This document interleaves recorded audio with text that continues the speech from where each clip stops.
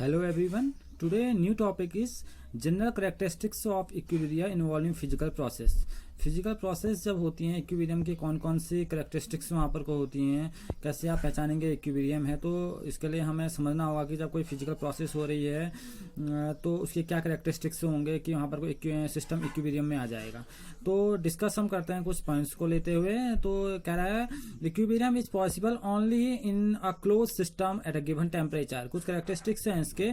Equilibrium तभी possible है जब सिस्टम क्लोज हो, ठीक है ना। एक गिवन आपने टेम्परेचर प्रोवाइड कर रखा है और सिस्टम कैसा होना चाहिए, क्लोज सिस्टम होना चाहिए, तभी इक्विलिब्रियम आपका क्या है पॉसिबल होता है। सेकेंड कंडीशन जो इसकी होती है, both the opposing process occur at the same rate and there is a dynamic but stable condition. ये कह रहा है both the process opposing process occur at a same rate. दोनों ही प्रोसेस यानी कि rate of forward direction, rate of backward direction, दोनों की ही रेट क्या होनी चाहिए, एक जैसी होनी चाहिए, ठीक है ना। और ये किस में होना चाहिए, डायनेमिक इक्विलिब्रियम में होने चाहिए। और ये लेकिन कंडीशन कैसी होनी चाहिए, स्टेबल होनी चाहिए। डेट मीन्स दोनों आके जो आप ए टू बी बन रहा है और बी टू ए जा रहा है, दोनों का रेट क्या होना चाहिए, सेम होना चाहिए। अगला, all measurable property of the system remain constant. जितनी भी और प्रॉपर्टी है, जितनी भी आपकी मेजरेबल प्रॉपर्टी और जो भी होती है आपकी, मास होगी, वॉल्यूम होगी, चाहे कोई भी ले लीजिए, प्रेशर और भी कोई भी चीज, वो सब कांस्टेंट होनी चाहिए। अगला, when equilibrium is attained for a physical process it is characterised by constant value of one of its parameter at given temperature. जब इक्विलिब्रियम अटेन होता है, जब किसी फिजिकल प्रोसेस में इक्विलिब्रियम बनना स्टार्ट होता है, इक्विलिब्रियम में किस की पोजीशन पे वो आ जाता है, तो ये कह रहा है कि वहाँ पर को जो आपकी जो भी टेम्परेचर की जो भी वैल्यू निकल के आएगी वो कांस्टेंट होनी चाहिए। यानी कि आपको जो भी आपकी लिस्ट आएगी, उस लिस्ट में जो भी आपकी वैल्यू निकल के आएंगी, उसमें टेम्परेचर क्या होना चाहिए, कांस्टेंट होना चाहिए।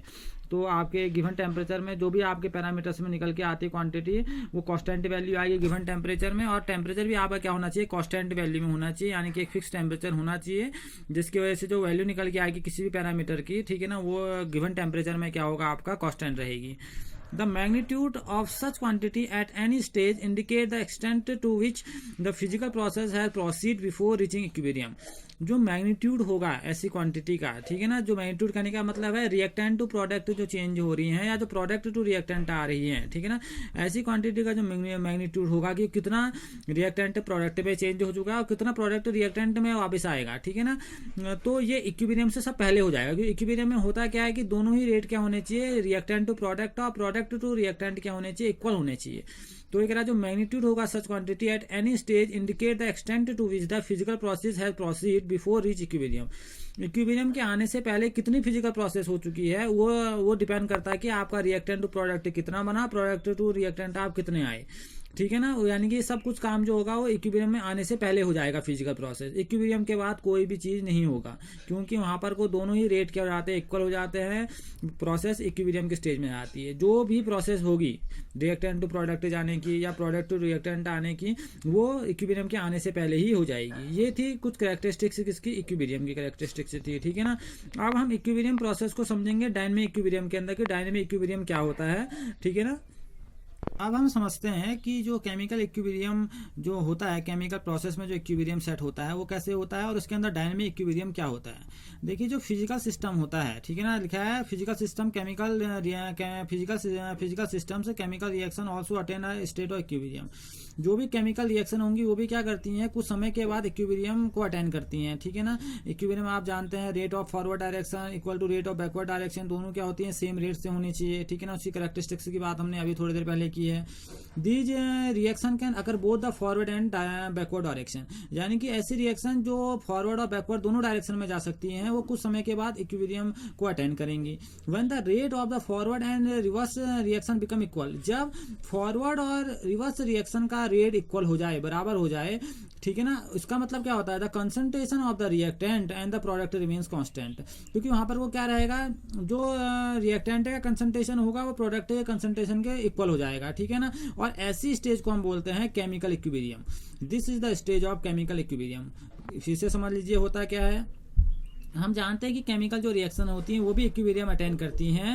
इक्विलिब्रियम अटेन करने का मतलब क्या है, जब रेट ऑफ फॉरवर्ड डायरेक्शन और रेट ऑफ बैकवर्ड डायरेक्शन, कहने का मतलब है जब आपके फॉरवर्ड और रिवर्स रिएक्शन, आपकी बैकवर्ड रिएक्शन जब क्या हो, सेम रेट से हो रही हो, दोनों की रेट इक्वल हो, ठीक है ना, उस स्टेज में क्या होता है, रिएक्टेंट का कंसंट्रेशन प्रोडक्ट के कंसंट्रेशन के बराबर हो जाता है। तो क्या बोलेंगे, concentration of reactant and the product remains constant. दोनों का ही रिएक्टेंट और प्रोडक्ट का जो कंसंट्रेशन होता है, दोनों का कंसंट्रेशन कांस्टेंट हो जाएगा, क्योंकि वहां पर को रेट बराबर हो चुके हैं। तो दोनों का कंसंट्रेशन, चाहे वो रिएक्टेंट हो चाहे प्रोडक्ट का हो, वो कांस्टेंट हो जाएगा। तो ऐसी स्टेज को हम बोलते हैं केमिकल इक्विलिब्रियम बोलते हैं, ठीक है ना। This equilibrium is dynamic in nature. ऐसी इक्विलिब्रियम कैसी नेचर की होती है, डायनेमिक नेचर की होती है। डायनेमिक कहने का मतलब होता है मोशन में। अब कैसे, as it consist of a forward reaction in which the reactant gives product. जब वो फॉरवर्ड डायरेक्शन में जा रही होती है कोई केमिकल रिएक्शन, तो वो रिएक्टेंट से हमें क्या देती है, प्रोडक्ट देती है। और जब वो रिवर्स डायरेक्शन में जा रही होती है, तो वो हमें क्या कर रही होती है, प्रोडक्ट से क्या दे रही होती है, हमें ओरिजिनल रिएक्टेंट दे रही होती है। यानी कि दोनों ही प्रोसेस साथ में चल रही होती हैं, ठीक है ना। अगर हम इसे बेटर तरह से समझने की कोशिश करें तो आप एक केस देख लीजिए, नीचे एक रिवर्सिबल रिएक्शन दी गई है, जहां A प्लस बी आपको दिखाया गया है रिवर्सिबल C प्लस डी। पहली बार A प्लस बी से अगर आप देखेंगे C प्लस डी बन रहा है, यानी कि आपके रिएक्टेंट आपको प्रोडक्ट दे रहे हैं, फिर उसी रेट से आपके प्रोडक्ट आपको C प्लस डी से A प्लस बी दे रहे हैं, ओरिजिनल प्रोडक्ट रिएक्टेंट दे रहे हैं।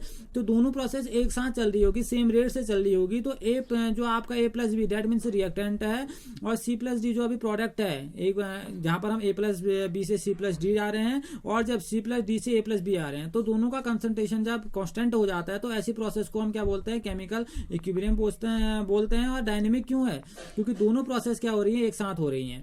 तो यहाँ पर कोई कह रहा है, with passage of time there is accumulation of the product C plus D and the deputation of product A plus B. देखिए होगा क्या, जब आप A प्लस बी से C प्लस डी में जाएंगे, यानी कि जब आपके रिएक्टेंट से प्रोडक्ट बनेंगे, तो रिएक्टेंट क्या हो रहे होंगे, कंज्यूम हो रहे होंगे, कम हो रहे होंगे, और बन क्या रहे होंगे, ज्यादा अमाउंट में क्या बन रहा होगा, प्रोडक्ट बन रहा होगा। लेकिन जब ये रिएक्शन बैकवर्ड जाएगी, तो होगा क्या, C प्लस डी क्या होंगे, उनका डिप्यूटेशन होगा, और A प्लस बी स्टार्ट हो जाएंगे, ओरिजिनल रिएक्टेंट मिलना स्टार्ट हो जाएंगे।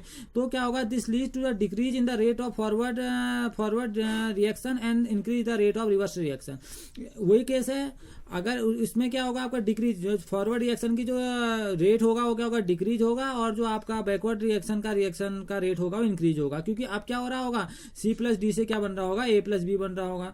तो हम ये कह सकते हैं कि जो इवेंचुअली जो two reaction occur at the same rate, दोनों रिएक्शन क्या होती है, सेम रेट पे पहुंचती हैं, और जब वो सेम रेट से पहुंचती हैं, तो सिस्टम कहाँ पहुंच जाता है, स्टेट ऑफ इक्विलिब्रियम में पहुंच जाता है, ठीक है ना। क्योंकि जैसे A प्लस बी ने जैसे C प्लस डी बनाया, जिस रिएक्टेंट ने प्रोडक्ट बनाया, उसी रेट से प्रोडक्ट फिर से क्या बना देता है, रिएक्टेंट बना देता है। तो ये डायनेमिक इक्विलिब्रियम कहलाता है, ठीक है ना। इसको आपकी हम बोल सकते हैं, जो आपकी उसमें बुक में दिया गया है, इसको हम बोल सकते हैं कि इसको अमोनिया के हैबर प्रोसेस से भी समझाया गया है। इसका आप घर में देखिए, इसको हैबर प्रोसेस को सेम इसी तरह से इसको समझाया गया, इस एक्सपेरिमेंट को। ये आपका काम है कि आप इस थ्योरी को आप पढ़िए, मैंने इसके बारे में बता दिया है कि ये होता क्या है, आप इसे कैसे डायनेमिक इक्विलिब्रियम के अंदर लाएंगे, ठीक है ना। आपने देखा कि जब कोई रिएक्शन क्या करती है, स्टेट ऑफ इक्विलिब्रियम में पहुंचती है, तो वो क्या हो रही है, जब A प्लस बी से स्टार्ट होती है और कहाँ पहुंचती है, C प्लस डी में पहुंचती है, ठीक है ना। तो वहां से वहां स्टार्ट होती है, तो वहां पर A और B क्या होते हैं, इनिशियली कम होते चले जाएंगे, C प्लस डी की वैल्यू बढ़ेगी। फिर जब C प्लस डी से और दोबारा A प्लस बी में आता है, तो फिर वही स्टेज आने वाली है, क्योंकि बैकवर्ड डायरेक्शन में आ रही है रिएक्शन। तो यानी कि दोनों ही एक सेम रेट के साथ होती हैं, ठीक है। तो ये है आपकी स्टेट ऑफ इक्विलिब्रियम के बाद यहाँ पर को आती है आपके उसमें जो डायनेमिक नेचर को बताया गया है केमिकल इक्विलिब्रियम का, वो अमोनिया के सिंथेसिस किया गया है। अमोनिया का सिंथेसिस प्रोसेस होती है, हैबर प्रोसेस होती है, उसके थ्रू एक्सपेरिमेंट के थ्रू बताया भी गया है, उसे आप पढ़िए, ठीक है ना। आपको उससे बहुत सारी चीजें क्या हो जाएंगी, क्लियर हो जाएंगी, ठीक है ना। तो आपको उसमें दिया गया है हैबर प्रोसेस को घर में बनाने का आपका काम है। सेम उसी तरह से ये भी बनती हैं, तो इसको आप खुद तैयार करिए। जब आप हैबर प्रोसेस को करने की कोशिश करेंगे, जब इसको डेमोंस्ट्रेट करेंगे और जो मैंने समझाया उसके बिहाफ पर समझते हुए उसको आगे उस एग्जांपल को करेंगे, तो आप ये देखेंगे कि जब कोई भी केमिकल इक्विलिब्रियम के स्टेज में होता है, यानी कि कोई प्रोसेस इक्विलिब्रियम के स्टेज में होती है, तो उसे डायनेमिक क्यों बोला जाता है, क्योंकि इसमें जो रेट ऑफ फॉरवर्ड रिएक्शन और रेट ऑफ बैकवर्ड रिएक्शन क्या होते हैं, इक्वल होते हैं, और कंपोजिशन में रिएक्टेंट के और प्रोडक्ट के कंपोजिशन में कोई चेंज नहीं आता है, ठीक है ना।